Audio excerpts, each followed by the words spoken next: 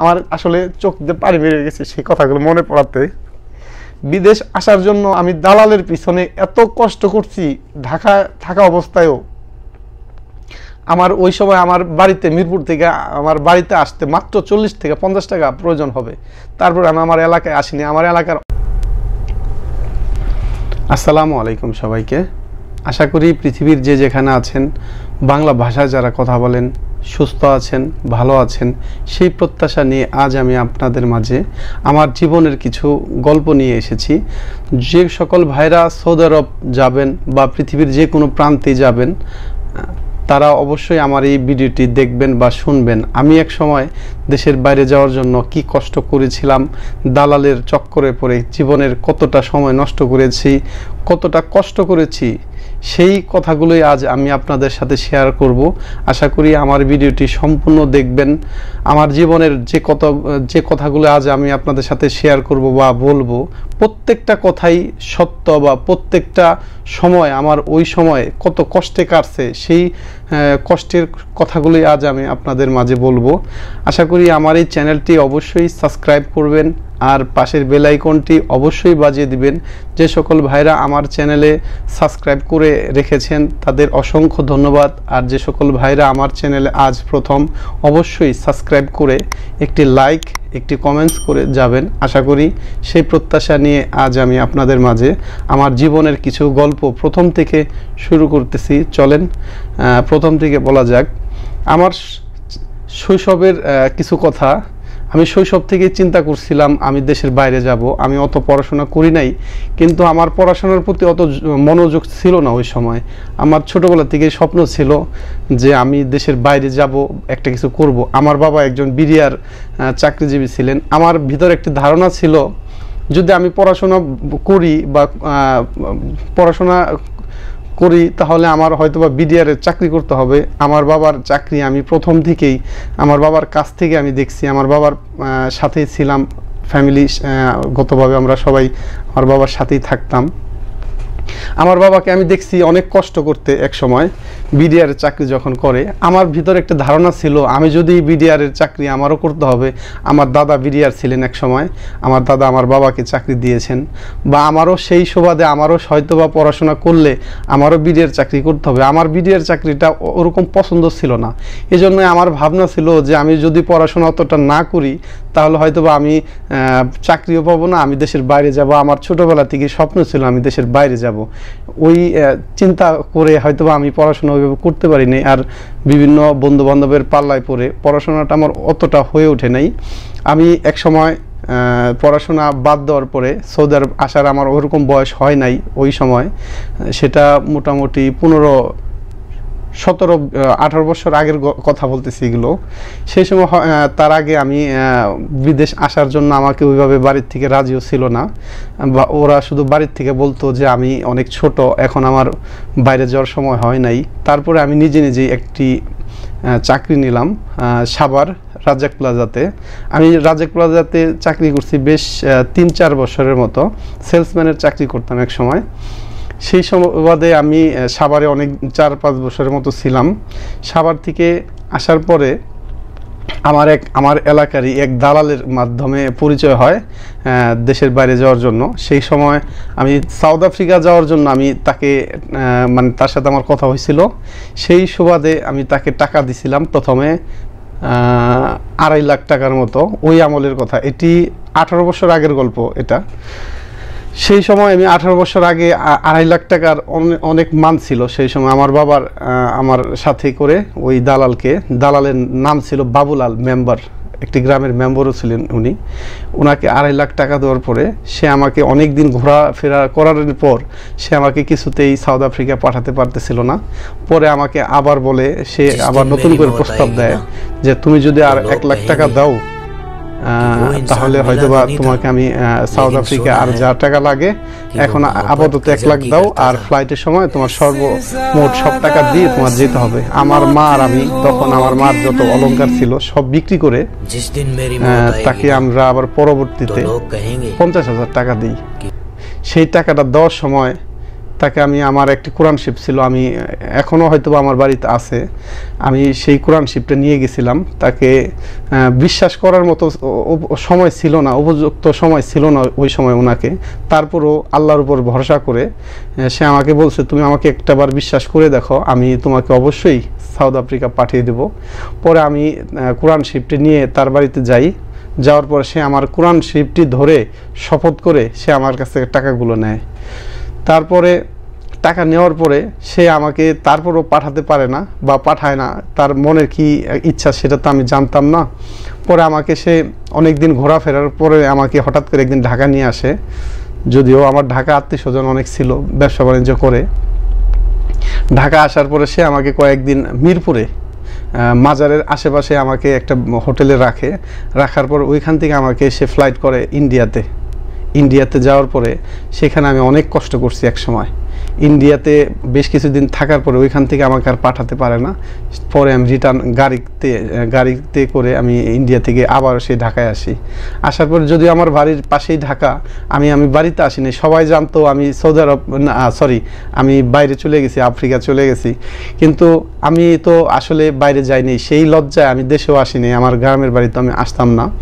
সেই মিরপুরে আমি এত কষ্ট করছি এক মুঠো খাবারের জন্য।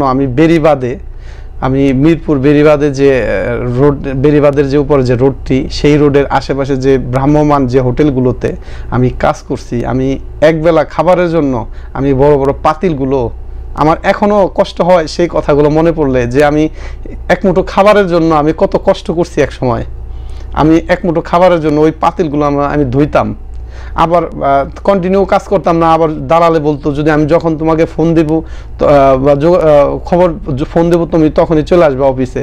সেই অফিসটা ছিল আমাদের ফার্ম গেটে।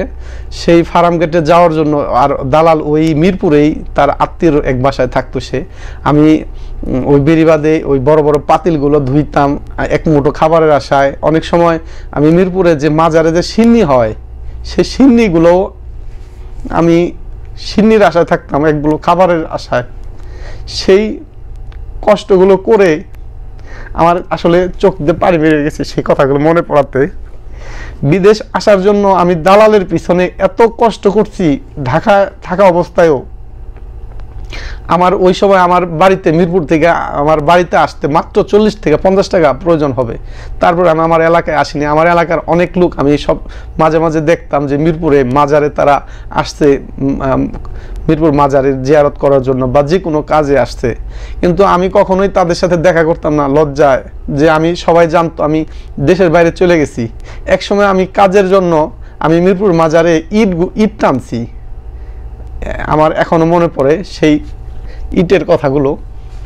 ইট টানছি, আমাকে এত কষ্ট দিছে দালালে। এজন্য আমি বলবো, যে সকল ভাইরা দালালের মাধ্যমে দেশের বাইরে যেতে চান, অবশ্যই আপনি খোঁজ নিয়ে সঠিক কিনা সে আপনি দেখে যাবেন। বিদেশের কথা এখন হয়তো বা অনেক সহজ, অনলাইনের জগৎ এখন, এক সময় অনলাইনের জগৎ ছিল না আমরা যখন দেশের বাইরে আসছি। তারপরে আমি অনেক খাবারের জন্য এত কষ্ট করছি জীবনে, অথচ আমার বাবা সচ্ছল একটা চাকরি করতেন। আমরা মধ্যবিত্ত ফ্যামিলির একটা আমি সন্তান। আমাদের বাড়িতে অন্তত খাবারের কষ্ট ছিল না কখনো। তো আমরা 4টা ভাই, আমার বাবা ওই সময় চাকরিও করে, রানিং চাকরি ছিল। আমি শুধু দেশের বাইরে আমার মার জমি, আমার মার অলংকার বিক্রি করছি, আমাদের অনেক কিছু বিক্রি করে আমরা দালালের হাতে টাকা দিছিলাম। সেই দালালের পিছনে ঘুরতে ঘুরতে আমার জীবনের অনেকটা সময় আমি 7টা মাস আমি ঢাকায় পড়েছিলাম, মিরপুর মাজারে, এখানে ওইখানে। তারপর আমি সাভার যখন চাকরি করতাম, একটা ছেলের আশুলিয়াতে আমি একটা হিন্দু একটা ছেলের বাড়িতে মাঝে মাঝে আসতাম ঘুরতে। আশুলিয়া, ও আমার সাথে চাকরি করতো, ও হিন্দু, যদিও হিন্দু, কিন্তু ওর বাড়িতে আমি মাঝে মাঝে বেড়াতে আসতাম, ও আমাকে নিয়ে আসতো। সোমবারে আমরা রাতে আসতাম, মঙ্গলবারে সারাদিন ওদের এলাকার থাইকা, আবার বুধবারে আমরা দোকানে, মানে আমি যে দোকানে জব করতাম, ও আমি একসাথেই সেলসম্যানের জব করতাম, তখন আবার চলে আসতাম। সেই সুবাদে আমি আশুলিয়াতে মাঝে মাঝে গেতাম। একটা ছেলে আমাকে হঠাৎ করে মিরপুর মাজারে দেখে, পাশেই রোডে আমি পাগলের অবস্থায় আমি বসে আছি। আমি এর ভিতরে আমি 2বার আত্মহত্যা করতে চাইছিলাম। যে আমি এই জীবন আর কাউকে দেখাবো না, আমার বাড়ির এতগুলো টাকা নষ্ট করলাম, নষ্ট করে আমি আজকে পথে পথে ঘুরতেছি, এই জীবন আর রাখবো না। তারপরে আমি আত্মহত্যা করতে যাই। আমি সেই সময় আমি ওই মিরপুর বেরিবাদের যে রোডটা, সেই রোডে গাড়ির নিচে আমি ঝাঁপ দেওয়ার জন্য প্ল্যান করছি। ওই সময় আর গাড়ি আসে না। আমার জীবনের একটা অনেক অনেক স্মরণীয় একটা ঘটনা আমার জীবনে। ওই সময় গাড়ি আসে না ওই রোডে, এত গাড়ি ওই সময় আসে, কিন্তু আমি এই জীবন আর রাখবো না এই কথা বলে আমি আত্মহত্যা করতে চাইছিলাম। যাই হোক, এর ভিতর ওই ছেলেটার সাথে আমার দেখা, আমি পাগলের বেশ সম্পূর্ণ। আজকে আমার যে চেহারা দেখতেছেন এরকম চেহারা ছিল না আমার এক সময়, এর চেয়ে আরও অনেক ভালো চেহারা ছিল, অনেক স্মার্ট ছিলাম এক সময়। যাই হোক, পরে ওই লোকটা আমাকে দেখে বলতেছে, আরে ভাই আপনি এখানে এখানে আপনার অবস্থা এরকম কেন, লুঙ্গি পরা, কি অবস্থা আপনার? আমি এমনও সময় গেছে আমার, আমি গামছা পিন্দা ওই মিরপুর মাজারের আশেপাশে যে নদীতে গোসল কইরা লুঙ্গি শুকাইয়া আবার লুঙ্গি পইরা আবার ওই গামছাটা নিয়ে ঘুরছি। আমার সব কিছু হারাই ফেলছিলাম, এত কষ্ট করছি। আমার স্বপ্ন ছিল আমি যে দেশের বাইরে যাব, একটা ভালো কিছু করব। আজ আমি হয়তোবা এখান যে পর্যন্ত আসছি আল্লাহর রহমতে আমি খুব ভালো আছি এখন। হয়তোবা একটা কথা মনে রাখবেন, পরিশ্রম মানুষের চেহারা নষ্ট করে ঠিকই, কিন্তু মানুষের জীবনে ফিউচার নিয়ে দেয়, ফিউচার করে দেয়, এটা কথাটা আমি বিশ্বাস করি। আজ আমার চেহারা যাই থাক, আমি পরিশ্রম করে এই পর্যন্ত আসছি, কিন্তু আমি আমার জায়গায় অনেকেই আসতে পারে নাই। এর ভিতরে আমি ওই পরে আমাকে ওই ছেলেটা আমাকে দেখলো, হঠাৎ দেখার পরে আমি তাকে মানে উল্টা পাল্টা বুঝে চলে গেলাম তার কাছ থেকে। সেই ছেলেটা যে আমার সাথে কাজ করতো, যে আমার যে দোকানে, ওই দোকানের ছেলেটার নাম ছিল টিটু। টিটুরে বলছে যে, আরে স্বপন, আমার নাম ডাক নাম স্বপন এলাকাতে, আমার স্বপন ভাইরে তো মিরপুর মাজারে দেখলাম পাগলের বেশে। পরে টিটু বলতেছে, আরে স্বপন তো সৌদি, সরি এখন আমি সৌদি থাকি, ও তো দেশের বাইরে চলে গেছে, আফ্রিকা না কোথায় যাওয়ার কথা ছিল, ও তো ওইখানে চলে গেছে। আরে বলছে, না আমি নিজে চোখে দেখছি, তার সাথে আমি কথাও বলছি। ওই সময় এত অ্যাভেলেবেল মোবাইলের যুগ ছিল না। পরে ওই লোকটা বিশ্বাস করে না। পরে ওনাকে মানে ওই টিটুকে ওই ছেলেটা, ওই আসলের ওই ছেলেটা বলতেছে, আমি নিজে চোখে দেখছি স্বপন রে পাগলের মতো অবস্থা। পরে আমার যে দোকানের যে বস ছিলেন, যে মালিক ছিলেন, সে আমাকে অনেক পছন্দ করতেন এবং তার মা আমাকে অনেক আদর করতেন। তাদের বাসায় আমি থাকতাম। সে আমার খোঁজ খবর না পেয়ে পরে একদিন আমাদের বাড়িতে আসে আমার খবর নেওয়ার জন্য, যে স্বপন নাকি বাইরে চলে গেছে। স্বপন রে এক ছেলে দেখলো মিরপুর মাজারে পড়ে আছে। মাজারে আশেপাশে আমি পাগলের বেশে থাকতাম। এই যে বাংলাদেশে যে টুকাইরা যেভাবে রাস্তাঘাটে বসে থাকে পাগলের টাইপের, কিছু ধ্যান ধরে, কিছু লোক আছে নেশা করে ওইভাবে পড়ে থাকে, কিন্তু আমি নেশা ছাড়াই কেমন যেন হয়ে গেছিলাম ওই সময়। পরে আমি সময় কাটে না, এক জায়গায় তো বসেও থাকা যায় না সব সময়। পরে আমি অনেক রাতে রাস্তাঘাটে শুয়ে থাকছি, আমাকে দালাল মানে বলতো এই দিক দিয়ে থাকো, কোথাও এদিক ওদিক মাজারে থাকো, ওইখানে থাকো। আমার জীবনে আমি মিরপুর মাজারের রাস্তাঘাটে শুয়ে থেকে পুলিশের অনেক মার খাইছি। পুলিশ আমাকে রাতে ধরছে, ধরে বলছে কি আছে পকেটে দেখ। পকেটে হাতে দেখছি একটা টাকাও নাই। আমার অনেক অনেক মারছে, মাইরও চলে গেছে, এখনও কষ্ট করছি আমি। পরে সেই সময় ওই আমার বসে আমাদের বাড়িতে আসার পর আমার মার কান্নাকাটি শুনে তো আরও সে অবাক হয়ে গেল, যে আমার মা বলতেছে, ও তো শুনছি বিদেশ গেছে, চলে গেছে আমাদের বাড়ি থেকে এক দালালের মাধ্যমে চলে গেল, সাথে তার তো কোনো খোঁজ খবর নাই, ও আমার ছেলের তো খোঁজ পাইতেছি না কোনো। পরে আমি মিরপুরে থেকে সেই আগারগাঁও হাইটাও গেতাম ঘুরতে, মানে হাঁটতে হাঁটতে পাগলের মতো হাঁটতে হাঁটতে। আমার জীবনের মানে এইটা একটা স্মরণীয় একটি ঘটনা, আপনারা শুনে অবাক হবেন। আমি মিরপুর থেকে হাঁটতে হাঁটতে সেই আগারগাঁও চলে গেছি পাগলের মতো। আমি তো জানি না, আমি ঢাকা শহরে ওইভাবে থাকতামও না। আমি আমার বিদেশ যাওয়ার আগে আমার বাবা মার সাথে আমরা সব ফ্যামিলি যশোরে থাকতাম, আমরা যশোর শহরে থাকতাম। যাই হোক, আমি ঢাকা শহরে তো ওইভাবে চিনতাম না। হাঁটতে হাঁটতে যে এটা যে আগারগাঁও তাও আমি জানতাম না। আগারগাঁও যাইতে যাইতে অনেকদিন পরের কথা, ওই যে আমার দেখছে যে এক ছেলে মিরপুর, তার অনেকদিন পরে আমি হাঁটতে হাঁটতে সেই আগারগাঁও চলে গেছি। আগারগাঁওর পাসপোর্ট অফিসের কাছাকাছি একটা সিগন্যালের মোড়ে যে লাইট জ্বলে, যে ল্যাম্পপোস্টের যে বাতিগুলা, সেই বাতির সাথে আমি হেলান দিয়ে দাঁড়িয়ে আছি পাগলের মতো। আমি আসলে ওই সময় পাগলই হয়ে গেছিলাম মনে হয়। আমার ভিতরে একটা কল্পনা ছিল যে আমার মার স্বর্ণ বিক্রি করে এতগুলো টাকা, আমার মার বাবার কষ্টের টাকাগুলো আমি যে দালালে দিলাম, সেই দালাল তো আজকে ভালো আছে, আর আমি এরকম কেন, আমার জীবনটা কি হয়ে গেল, এইগুলো ভাবতে ভাবতে আমি পাগলের মতো হয়ে গেছিলাম। পরে ওই সময় আমার ওই বসের এক ভাই থাকতো দুবাই, তার ফ্যামিলি নিয়ে থাকতো। আমার বসের মাকে ইনভাইট করছে মানে ঘুরতে যাওয়ার জন্য, সে দুবাই যাবে বেড়াতে। এখন তার পাসপোর্ট নাই, সে পাসপোর্ট বানানোর জন্য আগারগাঁও গেছিল। আমি ল্যাম্পপোস্টের খাম্বাটার সাথে দাঁড়ানো ছিলাম। পরে ওইখানে সিগন্যাল, গাড়ি থামছে। আমার এখনো মনে পড়ে, নিজ কানে আমার মনে পড়ে, বলতেছে ওই আমার বসের মা, আমার বসের নাম ছিল হিমু, হিমুর মা বলতেছে যে আরে ওটা দিয়ে আমাদের স্বপনের মতো, স্বপন না ওইটা। পরে ওই হিমু ভাই বলতেছে আরে হিমু বলতেছে না স্বপন এইখানে আসবে কই থেকে, আর একটু পাগলের মতো দাঁড়িয়ে রয়েছে, কয় না এটা স্বপনই, যা দেখতো। এই কথাটা আমি শুনতাছি কিন্তু আমার ওরকম নাই। পরে যখন নাকি সে আমার এইখানে এসে হাত দিয়ে ধরে, এই স্বপন তুই এই জায়গায় কেন, আমি তাকে দেখে এত চিৎকার করে কান্না করতেছিলাম তার জড়ায় ধরে, মা সেও আমার জড়ায় ধরলো। ধরার পরে তার মা নাইমা আসলো রিক্সা থেকে, হ্যাঁ রিক্সায় ছিল, নাইমা আসার পরে আমি তাদের জড়ায় ধরলাম। ধরার পরে তারা আমার জোর করে নিয়ে গেল তাদের বাড়িতে সাভারে। সাভার নেওয়ার পরে দালালের সাথে কথা হইলো, দালাল তো আর কোনো খোঁজ খবরই নাই। তারপরে আমি এই চেহারা দেখাবো না বিদায় আমি, তারপরের দিন আমাকে তারা সাভার থেকে আমাদের বাড়িতে নিয়ে আসলো। বাড়িতে আসার পরে অনেকেই আমাকে দেখতে আসে, আমি লজ্জায় বাঁচি না যে এতগুলো টাকা পয়সা নষ্ট করে এত 8-9 মাস, 1 বছরের কাছাকাছি 10 মাসের মতো আমি পাগলের বেশে বাইরে ঢাকা শহরেই ছিলাম, কিন্তু বাড়িতেও আসি নাই।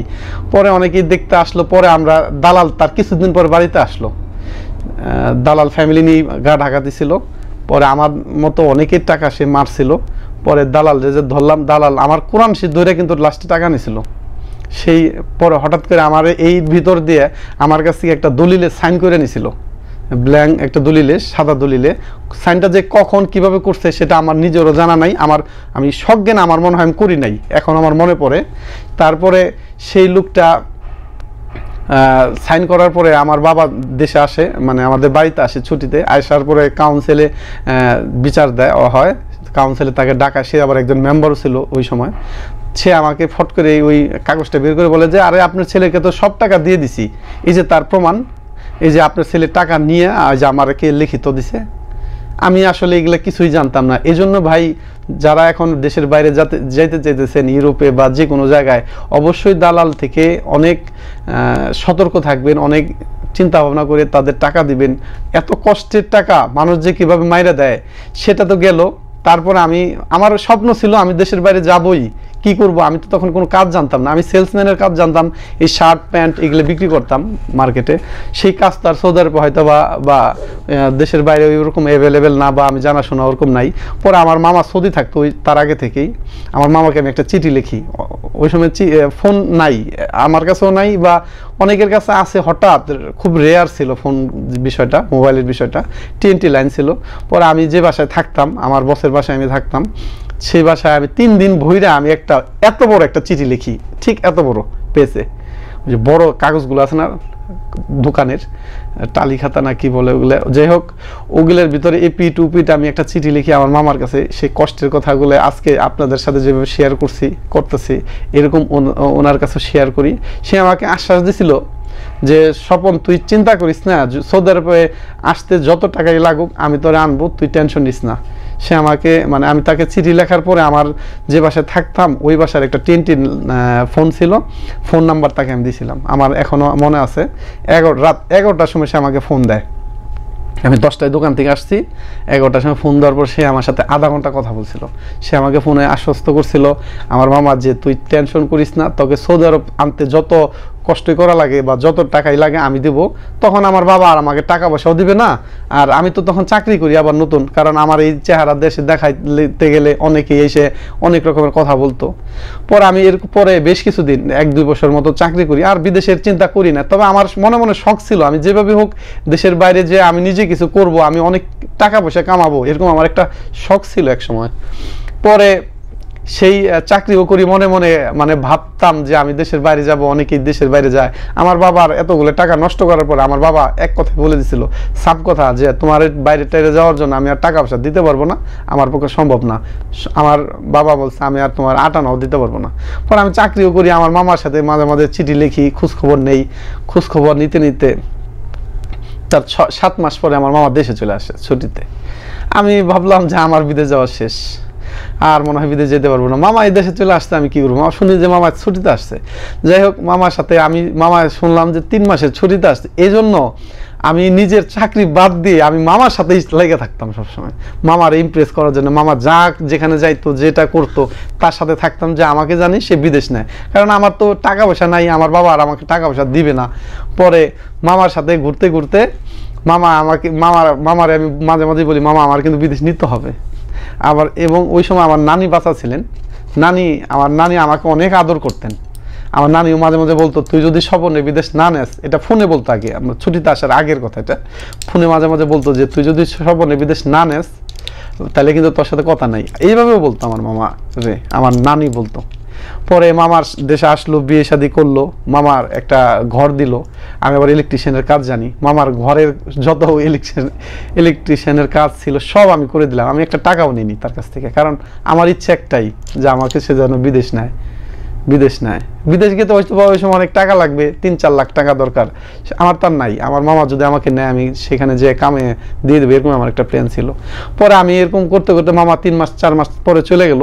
তারপর আমার নানুর দিয়ে আমার বিয়ে করলো আমার মামির আমি বলাইতাম যে মামারে, যে মামা যেমনি স্বপন, মানে আমার নানি বলতো যে স্বপন রে বিদেশ নেওয়ার চেষ্টা করো। এরকম করতে করতে আমি মানে মামা একসময় ভিসা পাইলো, আমাকে বললো কি যে তুই চাকরি ছাইড়া দে, মার্কেটে চাকরির দরকার নাই, তুই ওয়েল্ডিং এর কাজ শিখ দেশে। আমি তখন কাজ ছাইড়ে আমি বাংলাদেশে আমাদের এলাকার বাজারে একটা ওয়েল্ডিং এর দোকান ছিল, সেখানে আমি মানে প্রতিদিন কাজ শিখতে যেতাম। সেই সময় আমি কাজ শিখতে যেতাম বিদায় অনেক ছেলেরাই আমার সমবয়সী বা আমার জুনিয়ররাও মানে আমাকে মানে দূর থেকে পালায় আমাকে ভিডিও করে সেগুলো নিয়ে সমালোচনা করতো আমাদের পাড়াতে। আমাদের পাড়া আবার অনেক সময় দুপুরবেলা গরমের সময় একটা জায়গা ছিল, সবাই বসে ওখানে আড্ডা দেয়, বড় ছোট সবাই আর কি। সেখানে আমার ওই ভিডিও দেখে দেখে অনেকরে মানে উপহাস করতো, করতো। তারা আজও পর্যন্ত সেই দেশেই বেকারই আছে, উপহাস করার মধ্যেই আছে। আজ আল্লাহর রহমতে আমি সৌদি আরবে একটা পর্যায়ে আসছি, আমি একটা ওয়ার্কশপের মালিক এখন। এর ভিতরে আমার ওই ভিডিও কইরা করে উপহাস করতো, আমার লজ্জা দেওয়ার জন্য। অনেক মহিলারা আমার লজ্জা দিত, বা তুই মার্কেটে চাকরি করতি, এত হ্যান করতি, এখন গেট গ্রিলের কাজ শিখতেছস, ওয়েল্ডিং এর কাজ, মানে ও অনেক রকমের কথা বলতো। আমি বলতেছি না, আমার কিছু শিখতে হবে, আমার জীবনে কিছু করতে হইব। পরে আমার মামা আমাকে সৌদি আরব আনে, আমার বাবা আমাকে একটা টাকাও দেয় নাই। আমি সৌদি আরব আইসা মামা আমাকে, আমি দেশে তো ওয়েল্ডিং কাজ শিখছি। পরে এখানে আসার পরে ওই যে সিমেন্টের টাঙ্কি, এই দেশে সিমেন্টের টাঙ্কি বিশাল এরকম রোলের মতো বিশাল লম্বা হয়, এগুলোর ভিতরে আমাকে কাজে লাগাই দেয় আমার মামা 1000 টাকা বেতনে, 1000 রিয়াল বেতনে, থাকা ফ্রি, খাওয়া নিজের। আমার কথা হলো, আমার টাকাটা বড় কথা না, আমি কাজ শিখবো সৌদি আরব, আমার ফিউচার কিছু করতে হবে। পরে আমি এভাবে করতে করতে ওই কাজ শেখার পরে আমার মামা আমাকে একটা কাজই শিখিয়ে দিয়েছিল ওইটা। এরপরে আমি ওই কাজ ওইখানে বেশ কিছুদিন কাজ করার পরে আমি গাড়ির লাইনে ঢুকে যাই। যে একজন আমাকে বলল, তুমি যদি সৌদি আরবে ভালো কিছু করতে চাও, যে গাড়ির লাইনটা যদি তুমি শিখতে পারো, যে কোনো গাড়ি বানানো শিখতে পারো, তাহলে তুমি সৌদি আরবে ভালো কিছু একসময় করতে পারবো।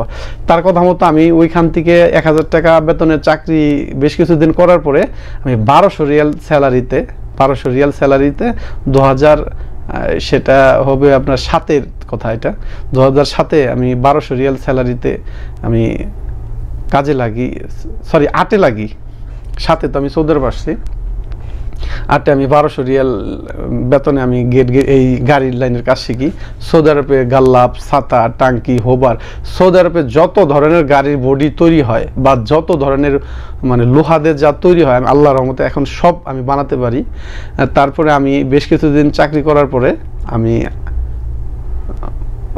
মাঝে আমার আকামা নষ্ট হয়ে যায়, মানে আমি অবৈধ হয়ে যাই, আমার কফিল আমাকে খুরুপ মেরে দেয়।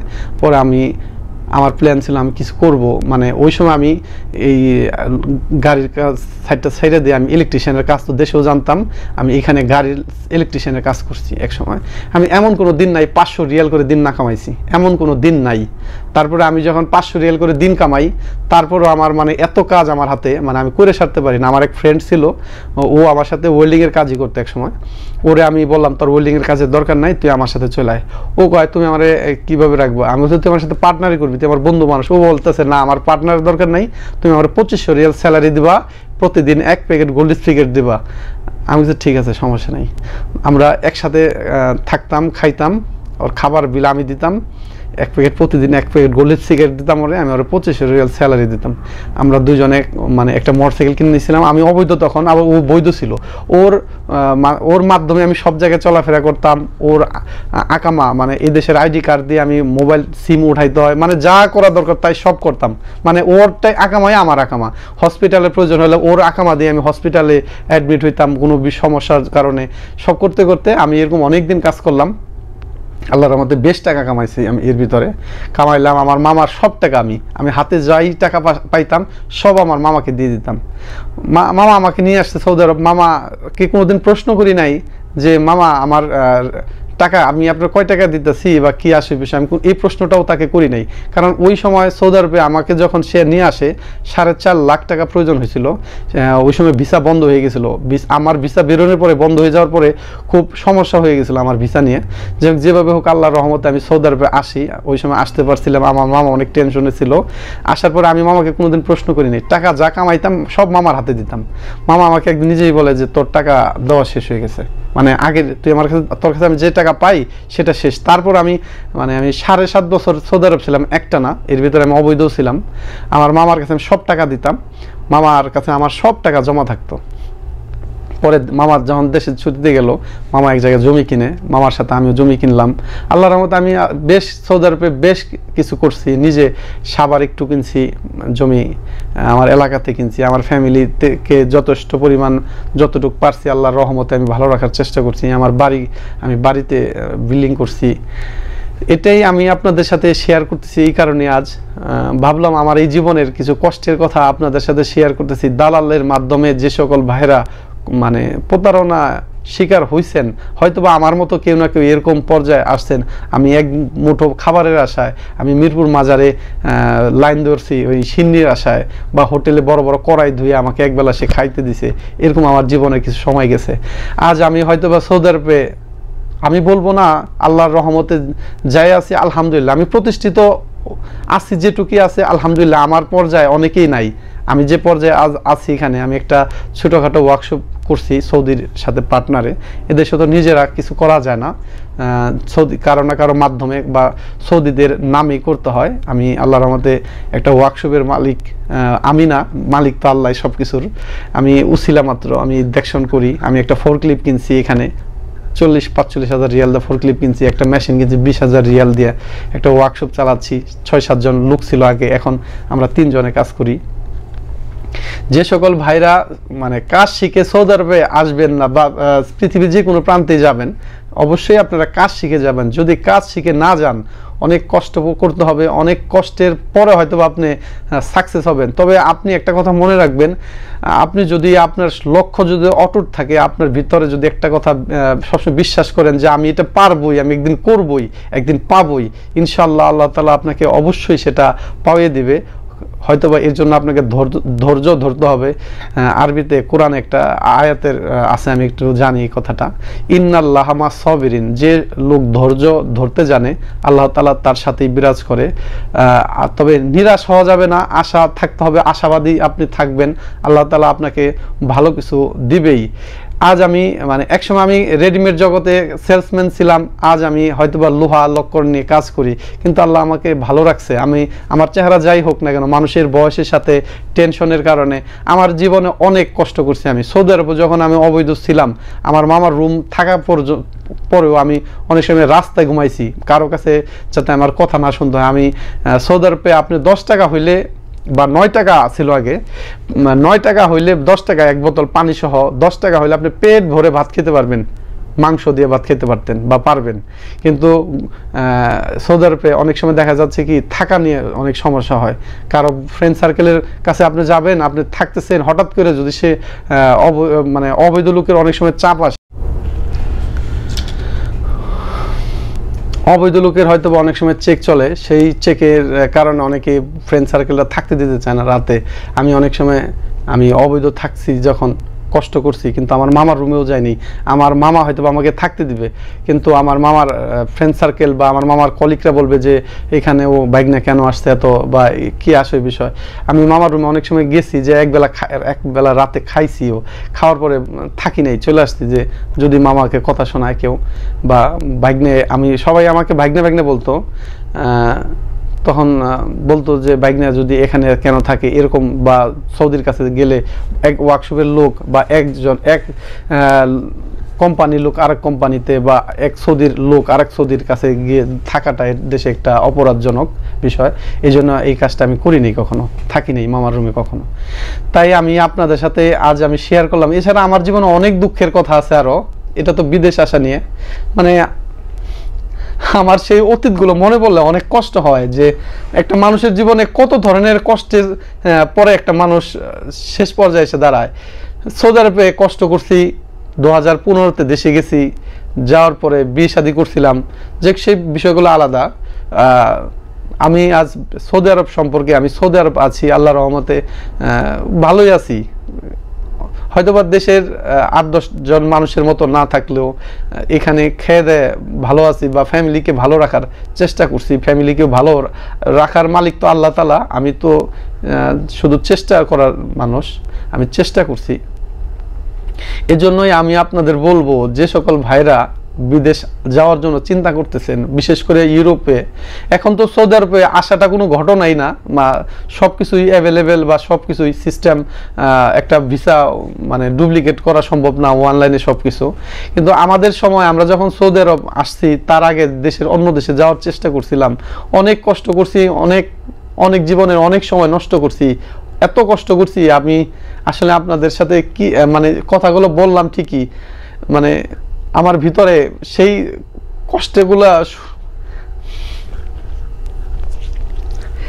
কষ্টের দিনগুলো আমার মনে পড়লে অনেক খারাপ লাগে, যে আমি একবেলা খাবারের জন্য মিরপুর বেরিবাদে বিশাল বিশাল বড় বড়, মানে বোঝাইতে পারবো না, এত বড় বড় হোটেলের পাতিল, হোটেলের মানে কড়াই, এগুলো কিন্তু অনেক বড় হয় এবং অন্যরকম হয়। আমি কিন্তু এগুলোর কাজ করি নাই, আমি এক মুঠো খাবারের জন্য আমি কাজগুলো করছি একসময়।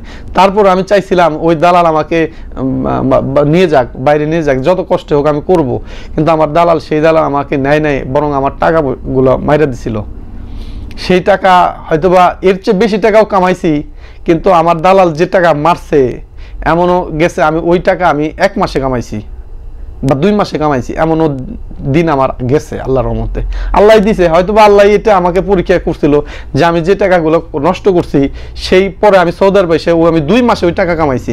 কিন্তু আমার ওই মানে পকেটে টাকা রাখার পর আমার সেই কষ্টগুলো আমার ফিল করছি, যে আমি এই টাকাগুলোর আশায় বা এই টাকাগুলোর জন্য আমি এত কষ্ট করছি। এক সময় আমি ফ্যামিলিতে ফেরত যাইনি, যে আমার মা আমাকে কি বলবে। আমি যখন নাকি ফেরত গেলাম, আমার মা নিঃশ্বাস ছেড়ে বলল যে আমার স্বর্ণগুলো আমি হারাইলাম শুধু তোর জন্যে।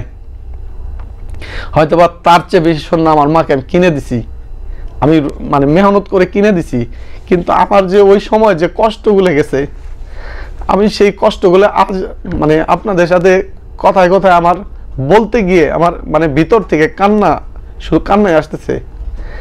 জীবনে এত কষ্ট করছি মানে বিদেশ আসার জন্য, বিদেশ যাওয়ার জন্য। তাই আমি বলবো, যে সকল ভাইরা হয়তো বা বাবার হোটেলে আছেন, ভাবতেছেন বাইরে যাবেন, দুনিয়াটা অনেক কঠিন জায়গা, বাবা মার টাকা কখনো নষ্ট করার চেষ্টা করবেন না, বাবা মাকে ভালো রাখার চেষ্টা করবেন, আপনি নিজেও ভালো থাকার চেষ্টা করবেন, 5 ওয়াক্ত নামাজ পড়বেন।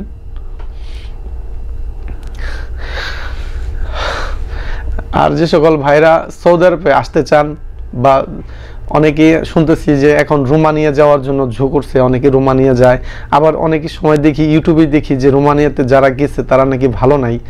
যেখানে যেভাবে যাওয়ার চেষ্টা করেন, বৈধভাবে যাওয়ার চেষ্টা করবেন, অবৈধভাবে নয়। আর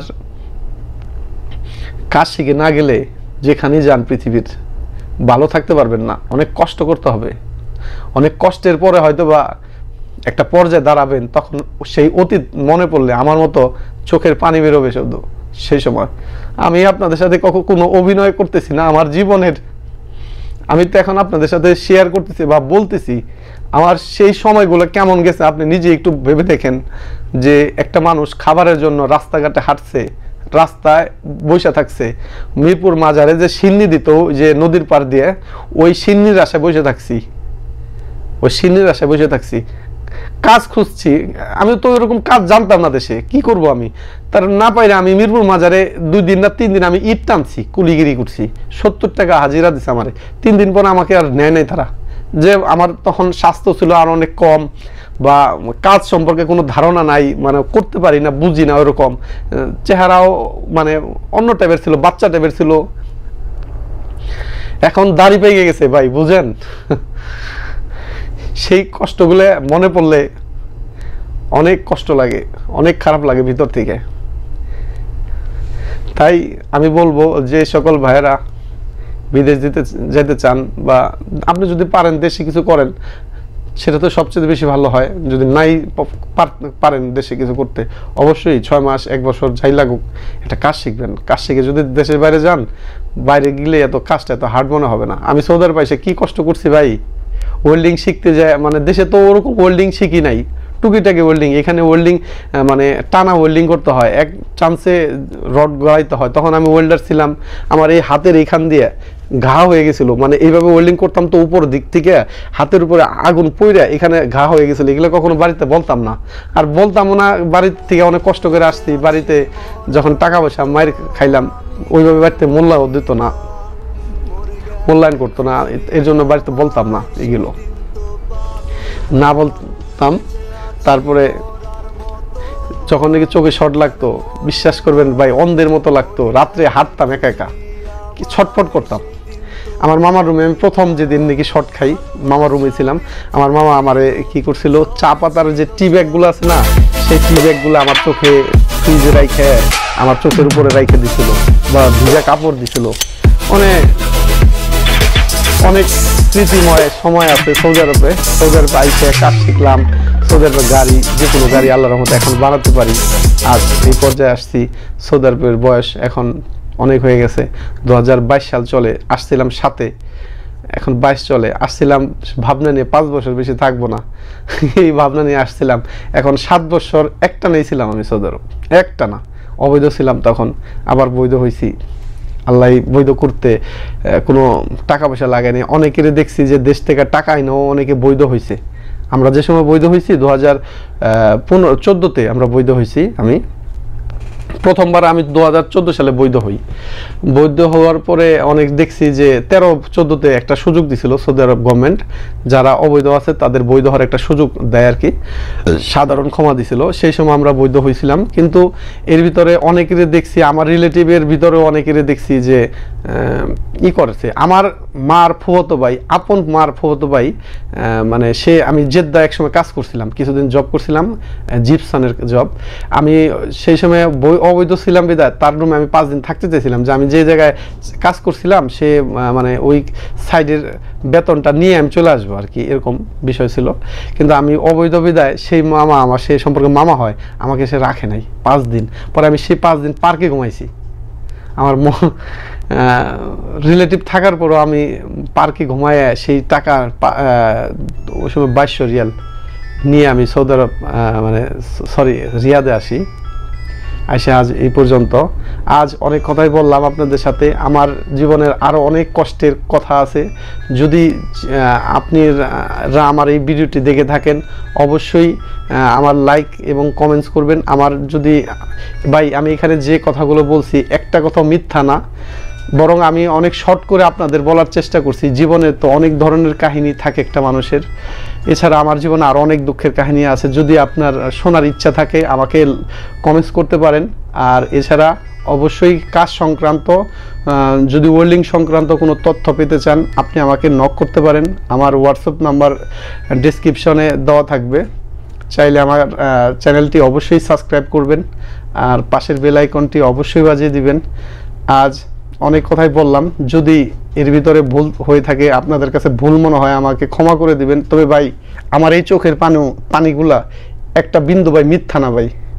আমি আজ কেন জানি মনটা অনেক মানে একা একা মনে হচ্ছে, নিজেকে আজ খুব অসহায় মনে হচ্ছে। বিদায় আসরের নামাজ পড়াই আপনাদের সাথে এই কথাগুলো শেয়ার করলাম। যদি আমার এই কথায় যদি আপনারা ভুল মনে করেন, ভুল ত্রুটি হয়ে থাকে, তাহলে আমাকে ক্ষমা করে দিবেন। জীবনের পথ চলার ক্ষেত্রে ভাই, জীবনে যে হোঁচট না খাইছে সে কখনোই কোনো কিছু শিখতে পারে নাই। আমার জীবনে আমি অনেক ধরনের হোঁচট খাইছি। এটা তো ভাই লাইফ একটা কষ্টের স্মৃতি বললাম। এছাড়াও মানসিক দিক দিয়ে ভাই অনেক কষ্ট পাইছি জীবনে, অনেক ধোকা দিছে অনেকেই, অনেক ধোকা দিয়ে ভাই যাকে বুকে নিছিলাম সেই বুকে চাকু মাইরা আমার থেকে যে সার্থকতা তার ছিল সে নিয়ে চলে গেছে। এই ধরনের আরও অনেক কষ্টের কথা আমার আছে ভাই। যদি আপনারা কেউ শুনতে চান বা জানার ইচ্ছা থাকে অবশ্যই কমেন্টস করে জানাবেন। আজ এতটুকুই, ভালো থাকবেন, আল্লাহ হাফেজ। অবশ্যই 5 ওয়াক্ত নামাজ পড়বেন। আর একটি কথা, যদি আপনার জীবনে কোনো লক্ষ্য থাকে যে এটা আপনি করবেন বা আপনার করার ইচ্ছা আছে, বা অবশ্যই সেটার দিকেই ফলো রাখবেন। হয়তোবা আপনি একটা জিনিস পাওয়ার জন্য রাস্তা বদলাবেন, কিন্তু সেটা পাওয়ার চিন্তা বদলাবেন না। আপনি আমার কথা যদি আরও সহজ করে বলি, ধরেন আপনি একটা জায়গায় যাবেন একটি জিনিস পাওয়ার আশায়, বা সেটা আপনার জীবনের শ্রেষ্ঠ পাওয়া হবে ওটা পাইলে, কিন্তু ওই টার্গেট ঠিকই রাখবেন। হয়তোবা যে রাস্তাটি দিয়ে আপনি যাবেন সেই রাস্তা হয়তোবা কোনো ঝামেলা হইলে, কোনো ঝড়, কোনো তুফান, কোনো বন্যা, কোনো আগুন সামনে থাকলে হয়তোবা আপনি রাস্তা বদলানোর চিন্তা রাখবেন, কিন্তু সেই লক্ষ্য কখনোই বদলাবেন না। আমি আমার জীবনে যত ঝড় আসছে, যত যাই আসছে, আমি দেশের বাইরে যাব, বিদেশ যেয়ে আমি নিজে কিছু করব, আমি নিজে যতটুকু আমার জীবনে আল্লাহ আমাকে যতটুকুই প্রতিষ্ঠিত করছে, আমি আলহামদুলিল্লাহ আমার চেয়ে অনেক বেশি পেয়ে অনেকে খুশি না, আবার আমার চেয়ে অনেকে কম পায়ও খুশি না। আমি যেখানে আছি আল্লাহ আমার কাছে যা ছিনিয়ে নিছে তার চেয়ে হয়তোবা দিছে আমাকে আরো বেশি, আলহামদুলিল্লাহি রব্বিল আলামিন। আপনি আপনার লক্ষ্য ঠিক রাখবেন, রাস্তা চেঞ্জ করবেন কিন্তু লক্ষ্য কখনো চেঞ্জ করবেন না। ভালো থাকবেন। অবশ্যই 5 ওয়াক্ত নামাজ পড়বেন। আমি আবারও বলতেছি, ইন্নাল্লাহা মা সাবিরিন, আপনি ধৈর্য ধরবেন, আল্লাহ তাআলা আপনার সাথে সবসময় বিরাজ করবে। আল্লাহ তাআলার সবসময় নাম নেবেন, 5 ওয়াক্ত নামাজ পড়বেন, ইমানের সাথে চলার চেষ্টা করবেন। আল্লাহ তাআলা আপনাকে পথ দেখাবে সবসময়। আপনি সবসময় মনে করবেন আপনার কাছ থেকে আপনার রিলেটিভ যত যে লোকেরাই ছিল হয়তোবা চলে গেছে বা এখন কেউ নাই, আপনি হতাশ হবেন না। আল্লাহ আপনার সাথে আছে সবসময়, আপনার সাথে সবসময় আপনার আল্লাহ আছে। এই কথাটা সবসময় মনে রাখবেন। আপনি কখনো একা মনে করবেন না। হয়তোবা অনেক সময় পরিস্থিতির শিকার, নিজেকে মানে একলা মনে হয়, অসহায় মনে হয়, সেটা আলাদা বিষয়, কিন্তু সবসময় এখানে মনে রাখবেন, মাইন্ডে রাখবেন যে আল্লাহ আপনার সাথে সবসময় আছে।